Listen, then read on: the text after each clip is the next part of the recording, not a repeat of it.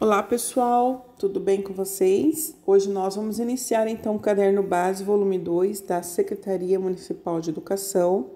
Nós teremos aí o tema República Velha, também chamada de Primeira República, e nós vamos ter aí da atividade 1, 2 e 3, e a 4 e a 5. Muito bem, nós vamos começar aqui falando da Primeira República, como eu falei, também pode ser chamada de República Velha, só que ela tem vários nomes, nós vamos estar estudando também. Mas hoje eu quero focar aqui num outro nome que não aparece no texto. O texto fala dos coronéis, se você vai ler aqui, só que ele está te perguntando outra coisa. Ele está te perguntando aqui sobre a política do café com leite. Eu vou indicar a página do livro, onde está esse conteúdo. Então, só para vocês entenderem que entre Minas Gerais e São Paulo, havia um acordo sobre o presidente da República. Então, depois de um mandato do presidente paulista, o próximo presidente da República seria indicado por Minas, e depois por São Paulo, e depois por Minas. Era um acordo que existia, um arranjo político entre esses dois estados. Professora, mas por que café com leite? Bom, São Paulo era o grande produtor de café. E Minas? Minas só fazia leite para fazer queijo, pão de queijo? Não, ela era um grande produtor agrário naquela época e também produzia leite. Ficou esse apelido, né? Café com leite. Então, aqui o texto, quando ele te pergunta aqui, olha só, o revezamento do poder central, o revezamento aqui na 3, ele está falando da questão da política do café com leite, tudo bem? Então, eu vou indicar a página, vocês vão fazer a leitura pontual e vocês vão estar entendendo muito bem a partir dessa explicação que eu tô dando para vocês, né? Na atividade 4 e 5, a gente tem aqui, olha só, um jornal da época chamado Menelink, do início do século XX. Que ano que eu tô falando? O século XX começa a partir do ano 1901, então, início do século XX. 1905, 1910, aqui ele não dá aqui uma data, né? Falando de quando se constituiu esse jornal da imprensa. Olha que interessante, a imprensa negra. Então, os negros aí, libertos já, mas lutando pelo seu espaço jurídico e social, porque a sociedade era muito racista e preconceituosa. Se hoje se você imagina aqui no início do século XX, após aí a escravidão, o fim da escravidão. Então aqui você tem o texto e aqui as perguntas são referentes a esse texto, tá? Olha, segundo o texto, qual era a condição dos negros após o fim da escravidão? O que você acha? Antes mesmo de ler o jornal, o que você acha, gente? Sério que era fácil? Poucos anos após a abolição dos escravos, como eles eram tratados ainda?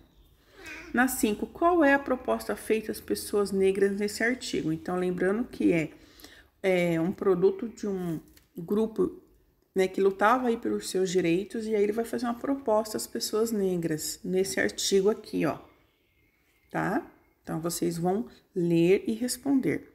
Ainda sobre esse tema, vocês vão fazer hoje atividade 6 e 7. Então, é bem legal aqui, tem um documento da época. O que é documento? Uma fonte histórica, né? Que fica para nós e, quando usada pelos historiadores, nos ensina um pouquinho do que foi o passado. O Código Penal brasileiro, no artigo 402, de 1890, próximo lá ao início da República, né? Ele falava aqui, vocês vão ler, que fazer capoeira, e aqui ele fala, ó, a denominação de capoeiragem era proibido. E olha só, tinha aqui prisão de 2 a 6 meses. Muito bem. Aqui um outro documento, ele vai falar aqui, ó, vou ler com vocês aqui. Ele fala assim, os novos patrimônios, peraí, que eu liguei a canetinha aqui. Os novos patrimônios culturais que emergem hoje, como os jongos, sambas de rodas, maracatus e folias de reis, mesmo que nem sempre transformados em quilombos, também quebram o silêncio e revelam um novo orgulho pelo passado. pautado por novas reivindicações por direitos e reparações. É um texto de 2011, então ele está falando dessas práticas culturais, né, que a gente sabe que os afrodescendentes trazem desse período dos seus antepassados. Então aqui vocês vão analisar.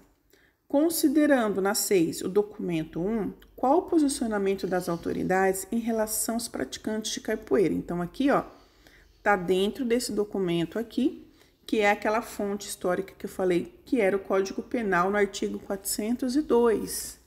Então aí vocês vão estar lendo para responder. Na atividade 7, vocês estão aqui também com o tema, a partir da análise do documento 2. Qual é o documento 2? Esse aqui, ó. Tá vendo aqui?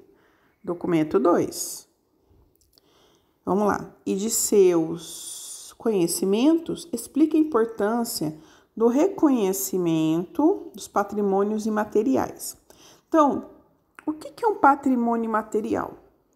Patrimônio material é algo que eu não pego, né? Porque ele não é material. São hábitos e tradições culturais, como as danças, a gastronomia, alguma festa religiosa, né? Que mostram a história e a cultura de um povo, ou de uma região, de uma localidade, de uma comunidade. É o caso que nós temos vários exemplos que ele cita aqui, ó. Samba de roda, maracatu, folia de reis, os jongos, tá bom? Então, vamos lá. Dos patrimônios imateriais relacionados às populações afrodescendentes para a sociedade atual, tá? Então, vocês vão estar respondendo, então, a 6 e a 7, referente ao documento 1 e 2, e vão responder a 4 a 5, referente ao texto do jornal da imprensa negra, Menelink, e vão responder a 3, 1 e 2, que a gente está falando aqui desse texto da questão política na República Brasileira, de 1889 a 1930. Tudo bem, turminha? Eu conto com vocês. Qualquer dúvida, estou à disposição. Um abraço. Um abraço e até a próxima.